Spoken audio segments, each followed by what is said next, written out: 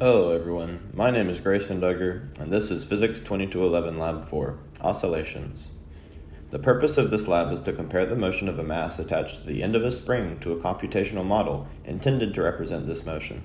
Along with this, we are going to analyze the different types of energy present within the model and how they contribute to the conservation of energy within the system. The physical model for this was a real video, and then the position data was logged in Tracker. The computational model was a model done in GlowScript with Python. The fundamental principles used in this experiment are Newton's second law and the energy principle. The results were that the physical model and computational model were both very similar, as the graphs nearly overlapped. Also, the change in the energy of the system is zero at every iteration of the experiment. Newton's second law states that the net force upon an object is equal to the change in momentum over the change in time. Momentum is equal to mass times velocity. Velocity is equal to the change in position divided by the change in time. The final position is equal to the initial position plus velocity times the change in time. The energy principle states that the change in energy of a system is equal to the work put in by the surroundings plus heat. Heat is equal to zero in this experiment, and since there will be no defined surroundings for this experiment, work equals zero as well. The change in energy will equal the change in kinetic energy plus the change in gravitational potential energy plus the change in spring potential energy, which will all equal zero. Kinetic energy equals 1/2 times the mass of an object times its velocity squared. Potential gravitational energy equals mass times the gravitational constant times the change in height of the object. Spring potential energy equals 1/2 times the spring constant times the S squared, with S being the amount of stretch in the spring, as you can see, because S equals the length of the spring minus the initial length of the spring. The initial conditions for this experiment are that the mass of the object is 402 grams. The initial velocity is 0. The initial position is that vector, and I don't feel like reading to the thousandth place, so you can read, guys.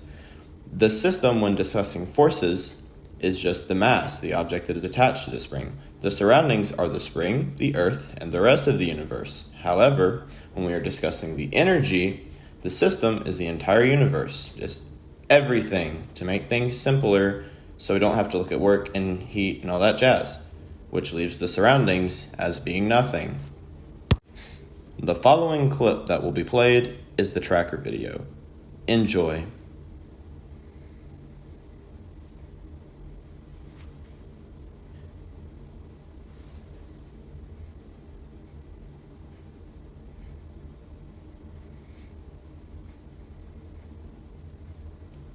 The following code is my Python code, and the slide after it will be the results of my Python code.